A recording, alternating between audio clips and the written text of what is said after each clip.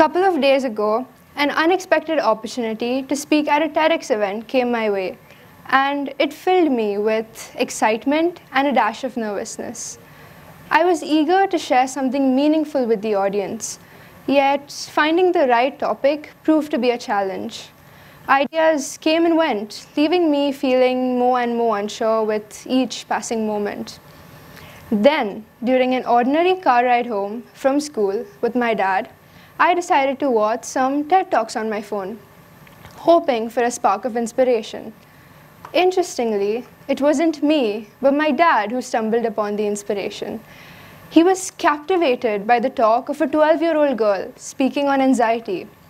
His reaction sparked a conversation which would change my perspective in unexpected ways. I can still hear his words as we watched the talk together. "She's so confident, why can't you be more like her?" Despite my attempts to explain, my dad launched into what felt like the quintessential dad talk. But looking back, it was in that moment that I realized I had the topic for my talk, the dad talk.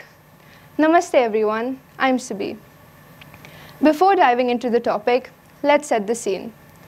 Parent-child relationships often become breeding grounds for comparisons. Reacting to these comparisons can stir up a mix of emotions from frustration to sadness. It's hard to accept that your own parents would favor someone else's accomplishment over their own child's. We feel dejected, and it feels almost unfair that your own parents would tell you you're not good enough. Worse when they tell you that someone else's child is better than you. But understanding where these comparisons come from requires a closer look. Do we truly believe that our personal growth happens in a vacuum, unaffected by our surroundings? I'd argue it doesn't. Our upbringing, the values instilled in us, play a significant role. Think about the vast differences between generations. Lack of technology, stricter rules, and the emphasis on academic success. Growing up in such environments shapes our personal beliefs and outlook on life. As a result, bridging the gap between generations becomes a daunting task. One ought to ask if the intent is to keep clashing, or do we seek understanding? If we want parents, teachers, and children to find common grounds to initiate a dialogue around sensitive topics like comparisons due to parental expectations, adaptation becomes key. The world doesn't bend to our will. We have to learn to adapt to it. And that means keeping an open mind towards societal norms, parental opinions, and different perspectives so that we can initiate a conversation around them. Think about it. How will we ever put forth the problems that plague our progress as a society if we keep fighting instead of finding solutions? Solutions come from conversations. One ought to be open-minded enough to self-reflect before giving a loud reaction. For instance, when faced with criticism from parents, there are 3 ways we can react to it. First is to let it bring us down. Second is to ignore it. And third is to acknowledge the hurt and address it. Talking to peers, I've realized that those who grow up in strict or competitive environments struggle to open up to their parents. They let criticism bog them down to a point where it harms their self-esteem. We need to break away from the stereotypes that limit children and their freedom to ask questions. There will never be a conversation between parents and children if we don't feel safe enough. A conversation, however intimidating, is necessary. And it's not just a challenge for us. Older generations struggle with it too. Most parents avoid addressing issues, preferring to sweep them under the rug. But openness is what fosters growth, right? I learned this firsthand.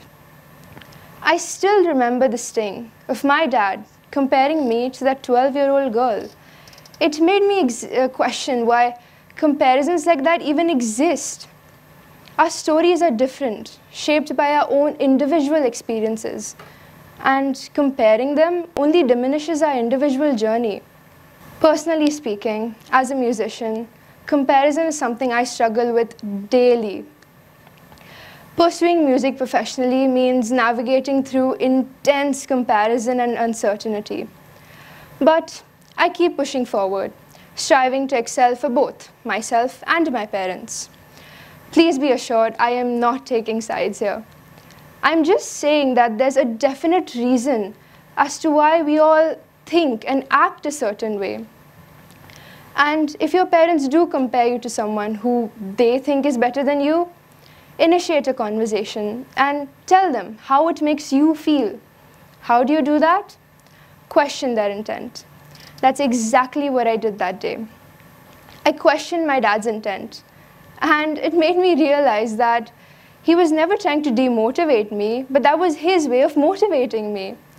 And though it did the exact opposite, understanding his intent helped me have a conversation with him, as opposed to a fight that would lead to absolutely nothing. I wish parents did not build a mountain of expectations, taking us as their base. I really do. Sometimes I feel the pressure of meeting their expectations so much that it makes me feel like my efforts are only for their approval. But that is precisely the reason why I decided to embark on this journey today. I want everyone to understand and internalize the need to start a conversation. And this doesn't just go for us, it goes for everyone, parents, teachers, everyone. So, to all the parents listening to me right now, a humble request. The next time you launch into one of your mom talks or dad talks, try making it a two-way thing, and you'll see that your children are wiser than you think. Thank you.